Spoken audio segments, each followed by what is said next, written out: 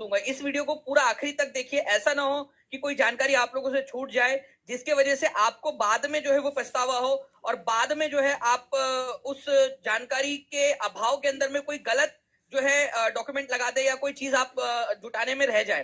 पूरा वीडियो ध्यान से देखिएगा आप लोग। देखिए फ्रेंड, सबसे पहली चीज तो यहाँ पर में ये है कि पंकज कुमार जो है निदेशक प्राथमिक शिक्षा के, उन्होंने जो है सभी जिला पदाधिकारियों को एक लेटर जारी किया है। उन्होंने कहा है कि स्वाति गुप्ता बनाम राज्य सरकार एवं अन्य जो मामले हैं। अब देखिए, मैं आप लोगों को स्वाति गुप्ता वर्सेस बिहार और अन्य जो मामला है उसका भी डॉक्यूमेंट दिखाऊंगा हुआ क्या है। अब आप लोग बस एक चीज ध्यान रखिएगा, अभी आगे में आएगा स्वाति गुप्ता वर्सेस, ठीक है, जो राज्य सरकार है, ठीक है, उसका क्या मामला है वो भी मैं आपको बता देता हूं।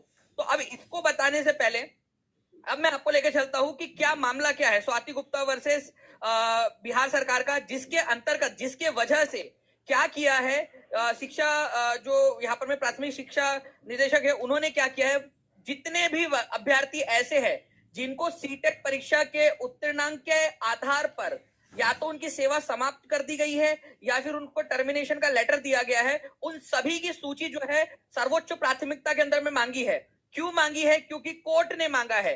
कोर्ट ने जो है यहाँ पर में मेमो नंबर 1341, ठीक है, 1341, और मैं आपको, ठीक है, मैं आपको फिर से क्यों कह रहा हूं, क्योंकि आप लोगों के लिए यहाँ पर मैं देखिए, इसीलिए आप लोगों से कहता हूं कि टीचिंग परीक्षा क्या हुआ है कि जितने भी बच्चे ऐसे हैं जिनका 5% जो जिनको रिलैक्सेशन दिया गया था और बाद में उनकी नौकरी चली गई या उनको टर्मिनेशन का ऑर्डर दिया गया है, उन सबकी सूची मांगी है।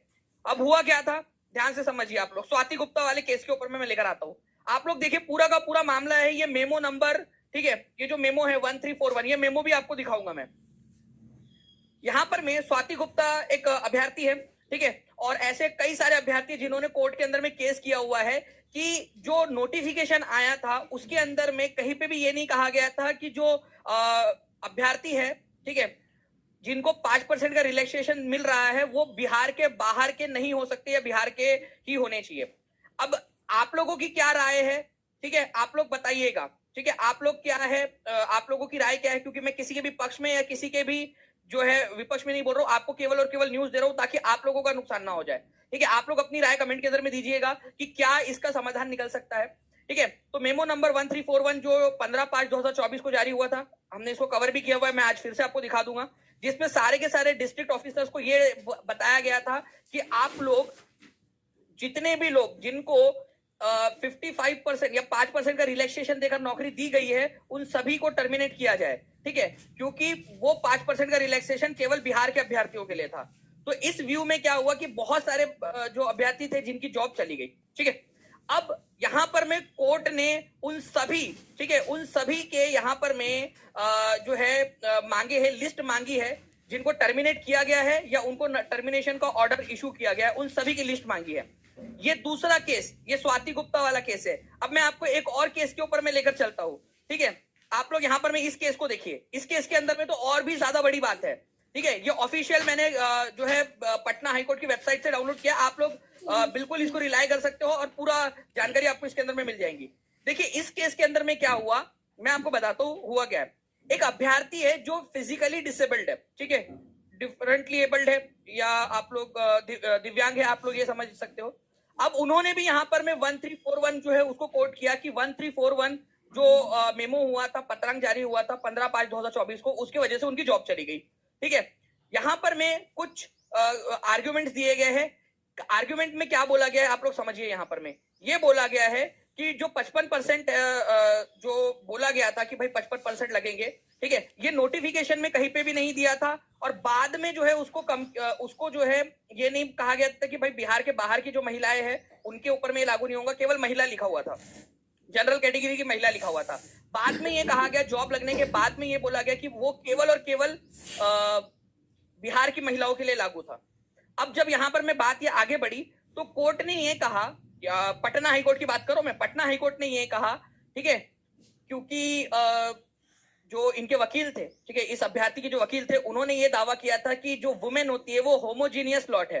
कितने लोग वुमेन को होमोजीनियस लॉट मानते हैं और कितने नहीं मानते? होमोजीनियस लॉट या होमोजीनियस ग्रुप का मतलब होता है कि अगर हमारे देश की महिला है तो वो सारी की सारी एक ही कैटेगरी की मानी जाएंगी, अनलेस एंड अनटिल कि उनके अंदर में लॉ बनाकर, कानून बनाकर कोई क्लासिफिकेशन ना किया गया हो। ठीक है, तो मतलब देश की महिलाएं एक ह्यूमन होमोजीनियस लॉट है, जो पुरुष है वो एक होमोजीनियस लॉट है। ठीक है, और देश के जो नागरिक है वो पूरे के पूरे एक होमोजीनियस लॉट है। इसका मतलब ये होता है कि महिलाएं, उनमें महिला महिला में भेदभाव नहीं किया जा सकता अनलेस अनटिल के कानून ना बना जाए। मैं आपको सिर्फ जानकारी दे रहा हूँ, निर्णय लेना और क्या सही है क्या गलत है वो आप लोगों का काम है। ठीक है, आप लोग बताइएगा कमेंट करके। यहाँ पर मैं बोला गया है कि 26/2023 को जो बताया गया था, जो नोटिफिकेशन आया था और उसका जो कॉरिजेंडम आया था, मतलब उसका जो संशोधन आया था, उसमें भी ये नहीं बताया गया। ठीक है, इवन कहीं पे इवन रिमोटली सजेस्ट का मतलब क्या होता है, ये देखिए आप लोग केवल जो है वो बिहार की महिलाओं के लिए है और आउटसाइडर के लिए नहीं है, इसका ये मतलब होता है। तो कभी अगर आप लोग एग्जाम वगैरह दो तो आप रिमोटली सजेस्ट अगर आपको इस तरीके से आए पैराग्राफ के अंदर में, तो आप लोग ये भी ध्यान रख सकते हो। तो आप लोगों के इन्फॉर्मेशन के साथ साथ पढ़ाई भी होती जा रही है। ठीक है, तो ये आप लोगों ने याद रखना है कि ये होगी बात कि कहीं पे भी बोला नहीं गया था यहाँ पर। ओके, अब इसी के परिप्रेक्ष्य में जो हाईकोर्ट है उन्होंने क्या कहा आप लोग समझिए। यहाँ पर में हाईकोर्ट ने कहा कि भाई बेस्ड ऑन रेसिडेंट जो डिफरेंटली एबल्ड कैंडिडेट है उनके साथ में तो नहीं कर सकते। एक तो हो गई महिलाएं होमोजीनियस है, और दूसरा यहाँ पर मैं बोला है कि कैंडिडेट जो है अगर डिफरेंटली एबल है, अगर उसका कोई बीमारी है या वो डिफरेंटली एबल्ड है, तो उसके आधार पर आप रेसिडेंट के आधार पर नहीं कर सकते। मुंगेर जिले ने कई सारे पत्रांक जारी किए जिसके जरिए बाहर किया गया। ठीक है, अब यहाँ पर मैं आप लोग देखिए क्या बोला गया है। ठीक है, आप लोगों को बताता हूं कि इस कोर्ट के अंदर में वैसे बहुत सारी बातें हुई है कि देखिए यहाँ पर मैंने बताया आप लोगों को कि सीनियर जो उनके जो काउंसिल थे, उनके जो वकील थे, ठीक है, पेटिशनर के, उन्होंने कहा कि वुमेन जो आर होमोजीनियस लॉट। अब आप लोग बताइएगा कितने लोग होमोजीनियस लॉट मानते हैं फीमेल को, कितने नहीं मानते, आप कमेंट करके बता सकते हैं। ठीक है, पूरी जानकारी, एक एक जानकारी आप लोगों को, और आप लोगों के लिए मेमो नंबर जो है आप लोगों का 1341 भी आपको दिखाऊंगा इन दी मीन टाइम एनेक्चर। ठीक है, ये जो है आप लोगों का जो सप्लीमेंट्री एफिडेविट फाइल किया गया on the behalf of petitioners and the memo number 1341 dated 15/5/2024 issued by the respondent number 3, मतलब कि शिक्षा विभाग। ठीक है, शॉल रिमेन, देखिए बहुत बड़ी बात है, शॉल रिमेन स्टेड, उसके ऊपर में स्टे लगा दिया गया है। और जो व्यक्ति जिसने ये केस किया था, जो पेटिशनर्स थे, अब ये अच्छा है बुरा है ये आप लोग बताइए। आप लोगों से मैं जानना चाहता हूं कितने लोगों का मानना है कि इस तरीके से बिहार के बाहर के लोगों को जॉब दी जानी चाहिए। ठीक है, कितने लोगों का मानना है कि नहीं कहीं पे भी दी जानी चाहिए, कहीं पे भी हो सकता है देश है हमारा, या कितने लोग चाहते हैं कि डोमासाइल वाली बात है, ठीक है, उसको उठाना चाहते हैं। तो ये जो है चीज अभी तक की जो स्थिति थी ये मैंने आपको पूरा का पूरा बता दिया। देखिए ये है फ्रेंड्स वो मेमो आपका जिसके बारे में मैं बात कर रहा था 1341। एक्चुअली ये मेमो भी एक कोर्ट केस की वजह से आया था। कोर्ट केस क्या था, इब्तेशाम शाहीन जो थे उन्होंने केस किया था कि भाई उनका जो है उन्होंने बोला था कि उनको जॉब मिलनी चाहिए करके, जबकि वहां पर मैं 60% बोला है। तो यहाँ पर मैं इस पत्रांक के अंदर में उन्होंने, ठीक है, जो उस समय के निदेशक थे माध्यमिक शिक्षा के कन्हैया प्रसाद श्रीवास्तव जी, उन्होंने यहाँ पर मैं देखिए पूरी की पूरी यहाँ पर मैं उसको क्लियरिफाई किया था। उन्होंने कहा था कि चूंकि आवेदिका बाहर की निवासी है और सामान्य श्रेणी के तहत आती है, जिस कारण उन्हें बिहार राज्य के अंतर्गत आरक्षण का लाभ दे नहीं होगा। मतलब कि केवल और केवल बिहार राज्य की महिलाओं के लिए वो एप्लीकेबल होगा, बिहार राज्य के बाहर के महिलाओं के लिए एप्लीकेबल नहीं होगा। ये इसके अंदर में उन्होंने बता दिया था। ठीक है, और इसके अलावा उन्होंने यहाँ पर में जो है आप लोगों को पूरा का पूरा जो है 55% वाला कैलकुलेशन और ये सारी चीजें भी उन्होंने बता दी थी। ठीक है, पूरा इसके अंदर में कवर कर दिया गया था आप लोगों का। ये नहीं होगा मतलब कि केवल और केवल बिहार राज्य की महिलाओं के लिए वो एप्लीकेबल होगा, बिहार राज्य के बाहर के महिलाओं के लिए एप्लीकेबल नहीं होगा, ये इसके अंदर में उन्होंने बता दिया था। ठीक है, और इसके अलावा उन्होंने यहाँ पर में जो है आप लोगों को पूरा का पूरा जो है 55% वाला कैलकुलेशन और ये सारी चीजें भी उन्होंने बता दी थी। ठीक है, पूरा इसके अंदर में कवर कर दिया गया था आप लोगों का, आप लोग यहाँ पर में देख भी सकते हो। ठीक है, ये पूरा इसके अंदर में ना। एक और चीज है, एक और मेरे पास में आप लोगों के लिए जो है लेटर है। ठीक है, पूरा रिसर्च करके, क्योंकि देखिए मैं इसके ऊपर में बहुत लंबे समय से, ठीक है, 9/1/2025, ठीक है, 9/1/25, 20/5, 10/1, मैं बहुत लंबे समय से इस चीज को ट्रैक कर रहा हूँ और आप लोगों के लिए हर एक चीज को मैं जमा कर रहा था आपके लिए जानकारी को। ठीक है, कि इसका क्या है, क्या ये चीज आप लोगों के लिए। ठीक है, तो देखिए फ्रेंड्स एक पत्रांक और है आप लोगों का जिसके अंदर में ये बताया गया था, ठीक है, कि जो राउंड ऑफ है, राउंड ऑफ वाला आप लोगों का कि 82.5 चाहिए, 54.66% होता है अगर 82 को माने तो। ये सारी की सारी चीजें थी, मिथिलेश मिश्र जी ने इसको दिया था। अब हुआ क्या है, जिस जिस जो है इसके अंदर में ये कहा गया था कि सीटेट के अंदर में, ठीक है, केवल राज्य की महिलाओं को ही 5% का जो है वो देय होगा, उसके ऊपर में स्टे लगा दिया गया है। सबसे बड़ी बात, उस पे स्टे लगा दिया गया है। दूसरी चीज, दूसरे किसी एक केस के अंदर में, ठीक है, मैं आप लोगों को यहां पर मैं दिखाना चाहूंगा दूसरे एक केस के अंदर में क्या किया गया है। दूसरे केस के अंदर में जो है ये बोला गया है कि आप उन महिलाओं को, और दोनों अलग अलग जजेस है, ठीक है, आप देख लीजिए यहां पर में, ठीक है, ये है सत्यव्रत वर्मा, जस्टिस सत्यव्रत वर्मा, और वो है पूर्णेंदु, ठीक है, जस्टिस पूर्णेंदु। तो आप लोगों का दोनों के दोनों अलग अलग जजेस है, और दोनों ने अलग अलग जजेस के अंदर में जजमेंट के अंदर में मेमो नंबर 13, ठीक है, 41 के ऊपर में जो है आपका उन्होंने उठाया है, ठीक है, सवाल उठाए हैं। और ये पूरा का पूरा बिहार सरकार ना तो उसको क्लियरली मेंशन किया कि क्या चीज है, ना ही उन्होंने कोरिजेंडम के अंदर में उसको डाला, जो उन्होंने संशोधित नोटिफिकेशन डाला था उनको दीजिए। इससे क्या हो रहा है, क्या हो रहा है यहाँ पर में, जो बच्चे हैं, बिहार के बच्चे हैं, ठीक है, उन लोगों को भी वेट करना पड़ रहा है। जिन लोगों ने बाहर से अप्लाई किया था, सिलेक्शन हो गया, अब उनका भी मेंटल हरासमेंट से हो जा रहे, दोनों के दोनों जो है यहाँ पर में जा रहे, पिस रहे। पहले एक बार क्लियर कर देने में क्या दिक्कत है, ठीक है। तो आप लोगों को बताना चाहूंगा यहाँ पर में एक जो सबसे जो बड़ी चीज आप लोगों के लिए यहाँ पर में हुई है कि भाई दोनों के ही अंदर में आपका इसको दिया गया है, और जितने भी लोग थे उनकी सूची भी मांगी गई है कि जिनको निकाला गया था उनकी सूची दी जाए, ठीक है। तो अब आप लोग मुझे कमेंट करके बताएंगे। देखिए, मैं किसी के भी पक्ष में नहीं बोल रहा हूँ, ना मैं विपक्ष में बोल रहा हूँ, ठीक है।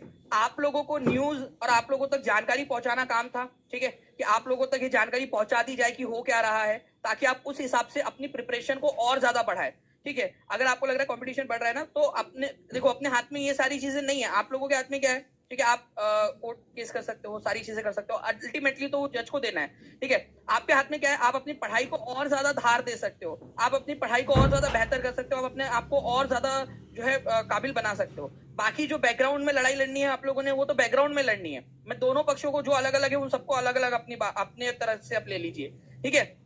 लेकिन आपको क्या करना है इंडिविजुअल तौर पर, कितने लोग एग्री करते हैं ये बता दीजिएगा, कि आपको अपने आप को और ज्यादा मजबूत करना पड़ेगा। इसी कर देंगे फ्रेंड, जहां भी शेयर कर सकते हो अपने दोस्तों के साथ में, ठीक है, वहां पर मैं फैला दीजिए बात को। मैंने पूरी जानकारी आप लोगों को दी है इसके अंदर में, ठीक है। इसमें गलती किसी की अगर है तो बिहार सरकार के उन अधिकारियों की है जिन्होंने नोटिफिकेशन बनाया, जिन्होंने कोरेजेंडम के अंदर में एटलीस्ट डाल देना चाहिए था ये चीज, ठीक है।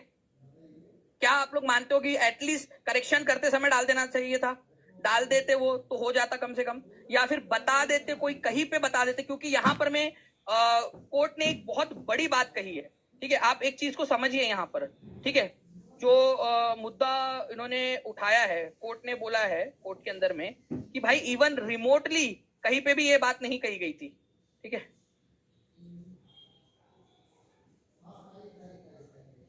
ठीक है, कहीं पे भी इवन रिमोटली मतलब कि कहीं दूर दूर तक ये बात नहीं कही गई उसके अंदर में, ठीक है।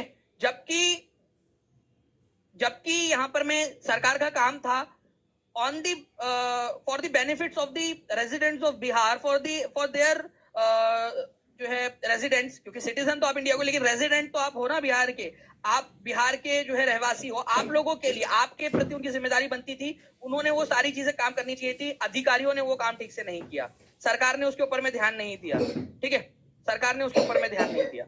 अब ये चीज मैं आपके ऊपर छोड़ रहा हूँ, आप मुझे कमेंट करके बताइए, और प्लीज कारण भी बताइएगा कि आप लोगों का जिस भी पक्ष में आप बात कर रहे हो उसके ऊपर में आपका कारण क्या है। हर कोई बच्चा अपने अपना राय जरूर दे देगा, कमेंट के अंदर रहेगा, जो भी बातें आप लोग बता सकते हो। बाकी टीआरई 4 जो है फ्रेंड्स, मुझे लगता है कि ये एक बार मेमो वाला जो मुद्दा है, ठीक है, अब ये नया वाला आ गया है, तो जैसे ही ये सॉल्व होता है आप लोगों का, ठीक है, ये मुद्दा, उसके बाद में ही टीआरई 4 का नोटिफिकेशन वो लोग निकालेंगे। लेकिन जल्द से जल्द, जैसे 24 मार्च को इसकी डेट है, उससे पहले अगर मेमो के अंदर में कुछ बदलाव कर दिया जाता है या कुछ चीज हो जाती है और बीच का कोई रास्ता निकाल लिया जाता है, तो उससे पहले भी आ सकता है आपका नोटिफिकेशन। लेकिन आप लोगों ने अपनी पढ़ाई जारी रखनी है, ठीक है, क्योंकि इलेक्शन वाला साल है। अगर एक वैकेंसी भी आती है तो आप उसके लिए तैयार रहे, इतना अपने आप को तैयार करिए। और मैं आप लोगों से प्रॉमिस करते ही वाली जो चीज, चैनल को सब्सक्राइब कर दीजिए ताकि आप लोगों को आगे की इन्फॉर्मेशन भी मिलती रहे। आप लोग अपनी राय जरूर बताइएगा कि आप लोगों के हिसाब से जो है क्या होना चाहिए इसके अंदर में, ठीक है? या आपके पास में कोई आइडिया हो सकता है कि कोई इंटेलेक्चुअली बहुत अच्छा एक आइडिया दे दे, ठीक है, अपने माइंड से, ठीक है, वो आइडिया आगे में जाकर इस जो पूरी भसड़ मची है उसको सॉल्व करने में मदद करे। तो आप लिखिए, आपका कमेंट के अंदर में लिखिए और अपना आइडियाज दीजिए इंटेलेक्चुअली एक पढ़े लिखे इंसान की तरह, ठीक है?